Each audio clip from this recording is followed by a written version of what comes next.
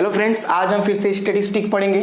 Chapter number 3 नियत सहसंबंध। Exam के अंदर ये टोटल 12 मार्क्स का है, ठीक है। और इस वीडियो में मैं आपको कार्ल पियर्सन का जो हम फॉर्मूला यूज कर रहे हैं उसका जो मैंने पहला पढ़ा दिया है, ठीक है। दूसरा हम कर चुके हैं, फिर भी दूसरे का मैं एक अलग से जो एग्जाम के अंदर पूछा जाता है ऐसा सवाल मैं आपको करवाने जा रहा हूँ, ठीक है। तो उम्मीद है कि आप उसे ध्यान से देखोगे, ठीक है। आप उसे एक बार देखो, आपको वो समझ में आएगा, ठीक है। तो शुरू करते हैं।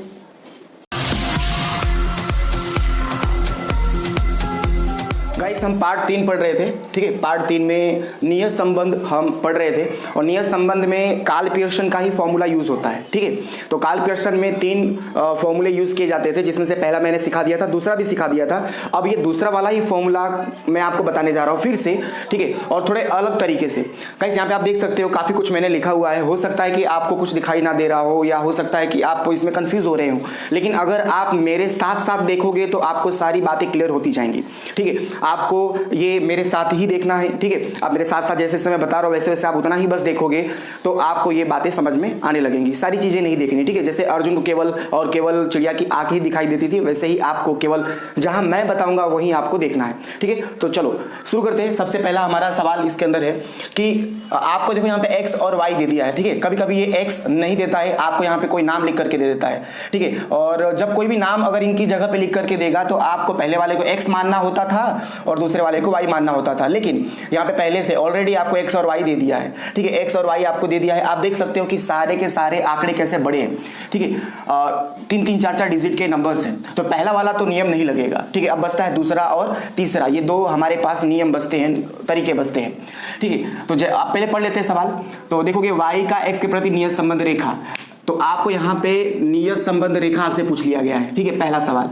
और x जब 110 हो तो y का आंकलन आपको बताना है, यानी y आपको बताना है कि y बराबर क्या होगा, ये आपको बताना है। यानी इस सवाल के अंदर दो सवाल आपसे पूछे गए हैं, ठीक है।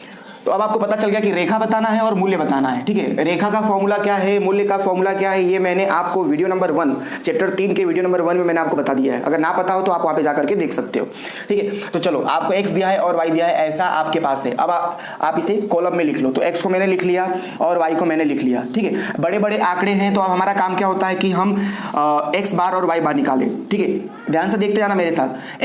x का कॉलम आपने लिखा, y का कॉलम आपने लिखा। बड़े बड़े आंकड़े हैं तो आप क्या करोगे, x बार निकालोगे और y बार निकालोगे। तो x बार में सिग्मा x का आपको जोड़ चाहिए, तो 630 आया, ठीक है। 1 2 3 4 5 6 7 n जो है आपका 7 आ गया। आपने x बार आपका कितना मिला, 90।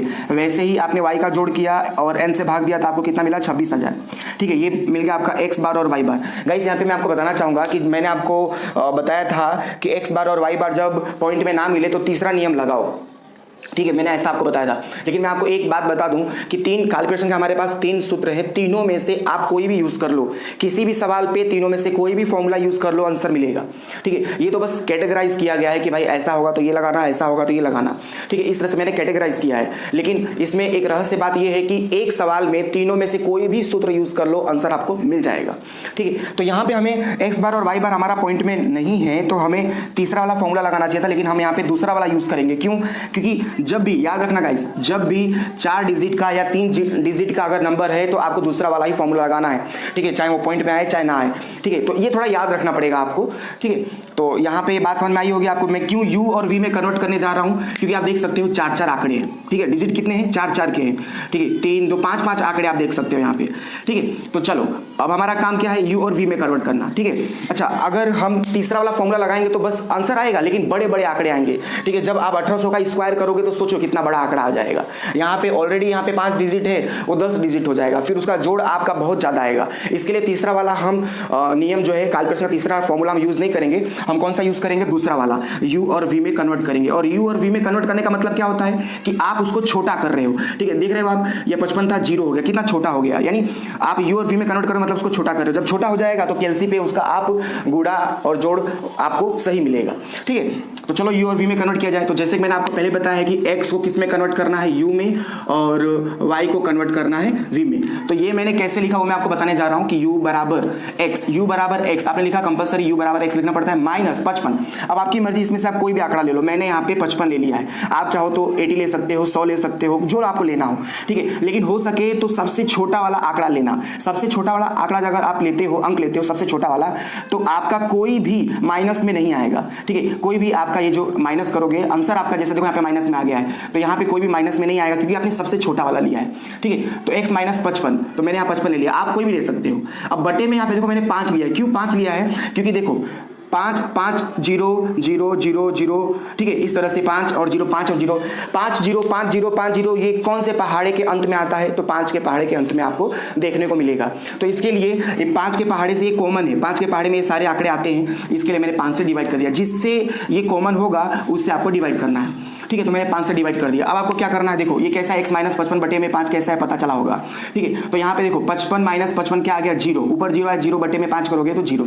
अब देखो यहाँ पे 60 माइनस 55 करोगे तो क्या आएगा, 5, 5 भागे 5 करोगे तो आपको क्या मिल जाएगा, 1, ठीक है। उसके बाद 75, ठीक है, 75 माइनस 55 करोगे तो क्या मिलेगा, 20, 20 बटे में अगर आप 5 करोगे तो क्या मिल जाएगा, 4। इस तरह से आपको ये पूरा कॉलम तैयार करना है। अब y की बात करें तो देखो अब यहाँ पे v को हमें y को हमें v में कन्वर्ट करना है, तो v बराबर y ऑलवेज, ठीक है, u बराबर x, v बराबर y। अब y माइनस, अब आपको इसमें से कोई भी आंकड़ा लेना है, ठीक है, कोई भी आप इसमें से अंक ले लो। तो हो सके ना, तो अगर कोई ऐसा आंकड़ा जो 2 बार है, आप देख सकते हो ये आंकड़ा जो है 2 बार है, ठीक है, तो 2 बार जो अगर कोई अंक आया हुआ है तो उसको आप यहाँ पर ले लो यहाँ पे, ठीक है। इससे फायदा ये होगा कि अगर जो 2 बार आंकड़े आए हैं अगर उसको आप लोगे तो उस जगह पर 0 हो जाएगा, ठीक है। देखो 20,000 तो इस जगह पे क्या हो जाएगा, यहाँ पे देखो 0 हो गया, ठीक है। तो अब देखो यहाँ पे 55 लिया तो 55 के सामने वाला 0 हो गया, तो एक ही 0 आया। लेकिन अगर कोई 2 आंकड़ा, अगर मतलब 2 नंबर सेम है तो उनको यहाँ पे आप लिखो, ताकि 2 0 हो जाएगा। 2 0 होगा तो गुणा करने में, प्लस करने में आसानी होगी, ठीक है। इसके लिए मैंने यहाँ पे 20,000 ले लिया, आप चाहे तो 30,000 ले सकते हो, 18,000 ले सकते हो, आपके ऊपर है, आंसर आएगा, ठीक है। तो y माइनस 20,000 बटे में मैंने यहाँ पे देखो 1,000 लिया। 1,000 क्यों आप देख सकते हो सबके अंदर जो है 3 0 क्या है, कॉमन है, ठीक है। तो मैंने यहाँ पे 1,000 ले लिया। तो अब देखो माइनस किया जाए तो y माइनस 20,000, तो y क्या हमारा पहला 18,000, 18,000 माइनस 20,000 करोगे तो क्या आएगा, 2,000, ठीक है, माइनस में। तो यहाँ पे माइनस 2,000 आया, उसको 1,000 से भाग दोगे तो माइनस 1 आएगा, ठीक है। अब देखो 19,000 माइनस, अब यहाँ पे 19,000 लिखो, 19,000 माइनस 20,000 करोगे तो क्या आएगा, माइनस 1,000 आएगा। अब माइनस 1,000 को 1,000 से भाग करोगे तो क्या आएगा, 1 आएगा, माइनस 1। अब देखो 20,000 माइनस 20,000 करोगे तो 0 0 बटे में 1,000 0, फिर से 20,000 माइनस 20,000 करोगे और बटे में 1,000 करोगे तो 0। इस तरह से आपका ये कॉलम तैयार होगा, ठीक है। इस तरह से आपने u और v क्या किया, तैयार कर लिया, ठीक है। u और v तैयार हो, जैसे u और v का कॉलम आप तैयार कर लेते हो तो आपको x और y का जो कॉलम है वो भूल जा रहा है, ठीक है। आप भूल जाओ कि x और y था, ठीक है। अब देखो आपके पास u है और v है, तो जैसे कि कार्ल पियर्सन का नियम क्या है कि दोनों चरों का गुणा करो और दोनों चरों का एक एक करके स्क्वायर कर दो। तो देखो यहाँ पे दोनों चरों का मैंने गुणा कर दिया और यहाँ पे एक चर का स्क्वायर किया, v का स्क्वायर नहीं किया। v का स्क्वायर क्यों नहीं किया, क्योंकि इस चैप्टर में नियम है कि जिसका वैल्यू दिया होगा, ठीक है, उसी का आपको क्या करना है, स्क्वायर करना है। देखो यहाँ पे x की वैल्यू x बराबर 110 दे दिया है और x को हमने किस में कन्वर्ट कर दिया, u में, तो u का ही स्क्वायर करेंगे हम। x को हमने u में बदला तो u हमारे लिए x हो गया, ठीक है। तो u को ही हम स्क्वायर करेंगे क्योंकि x का चर, x का मूल्य जो है दिया हुआ है, ठीक है। तो दोनों का गुणा और u का स्क्वायर, ठीक है। दोनों का गुणा आप देख सकते हैं, 0 गुणे माइनस 2 करोगे 0, 1 माइनस 1 करोगे 1, 4 गुणे 0 0। इस तरह से आपका ये कॉलम तैयार होगा, ठीक है। उसके बाद u का स्क्वायर यानी 0 का स्क्वायर 0, 1 का स्क्वायर 1, ठीक है, 4 का स्क्वायर 16। इस तरह से आपका ये क्या होगा, कॉलम तैयार होगा। अब इस तरह से आपने पूरा ये कोष्टक तैयार किया, सभी का आपको क्या चाहिए, टोटल चाहिए, सबका टोटल आप निकाल लो। यहाँ तक कोष्टक बनाने में आपको कोई तकलीफ नहीं होनी चाहिए, ठीक है, क्योंकि कोष्टक आप देख सकते हो किस तरह से तैयार किया गया है, ठीक है। ऐसा क्यों किया गया वो मैंने आपको पहले बता दिया।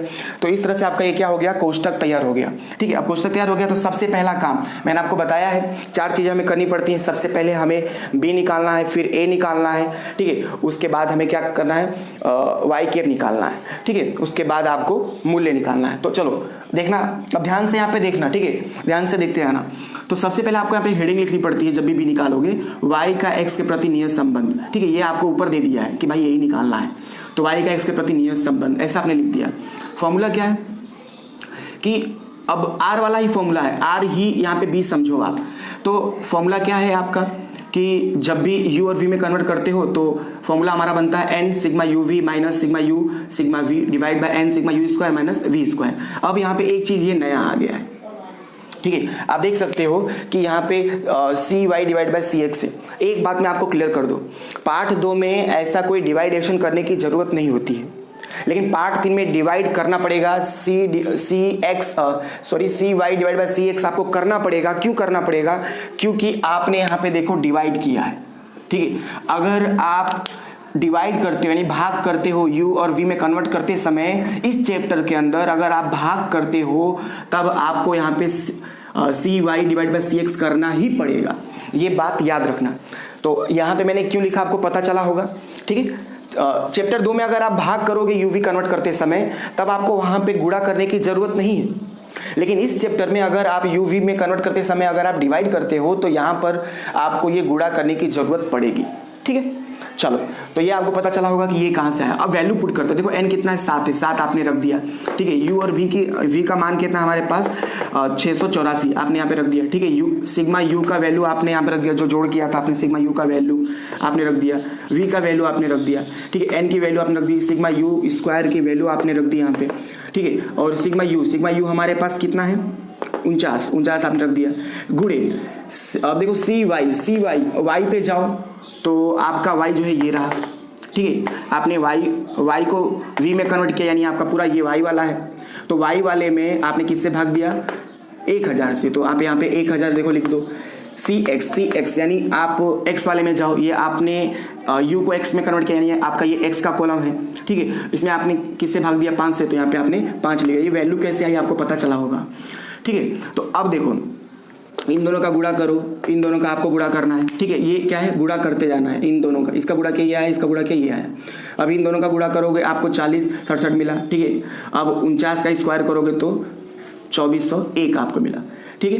अब इन दोनों का आप माइनस करो, माइनस करने पे 27 30 आया। इन दोनों का माइनस करोगे तो 16 66 आया, ठीक है। अब ऊपर गुणा कर दिया, देखो ऊपर 1000 गुणा इसमें करो, 5 का गुणा इसमें करो, डिवाइड करोगे तो आपको क्या मिल जाएगा b मिल जाएगा। इस तरह से आपको क्या मिल गया b मिल गया, ठीक है। b मिल गया, b मिल गया। उसके बाद हमें क्या निकालना है, a निकालना है।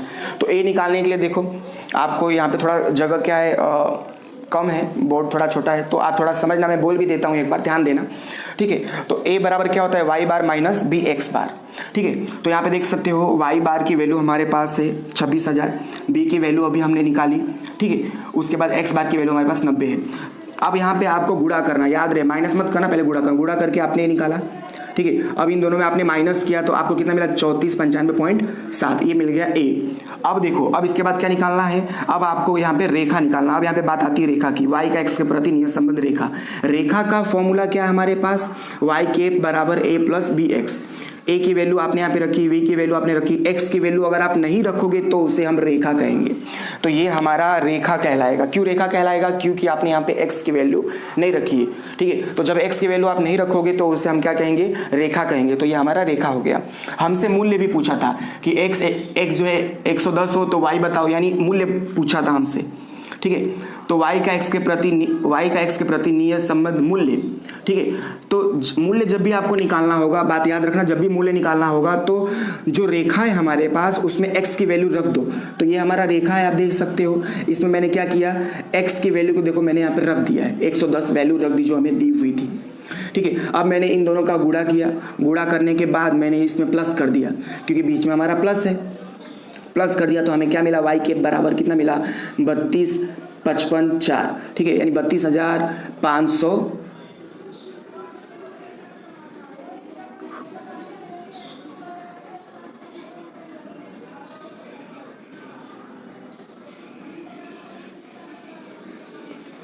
तो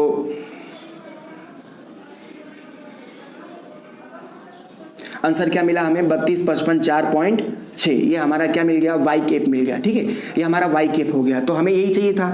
वाई कैप का मतलब क्या, वाई का आकलन। कैप का मतलब होता है, कैप का हिंदी होता है आकलन करना, यानी वाई का आकलन। वाई का आकलन हमसे पूछा था, ये हमारा वाई का आकलन हो गया। ठीक है, उम्मीद है कि आपको ये जो सवाल है समझ में आया होगा। ठीक है, एक बार आप और देख लो, अगर समझ में ना आया हो तो, और प्लीज़ आप इसे एक बार खुद से करना। खुद से करने से क्या होगा कि वो चीज़ आपको आ जाएगी। ठीक है, तो अगर आपको वीडियो पसंद आया हो तो लाइक शेयर सब्सक्राइब जरूर करें। Thank you.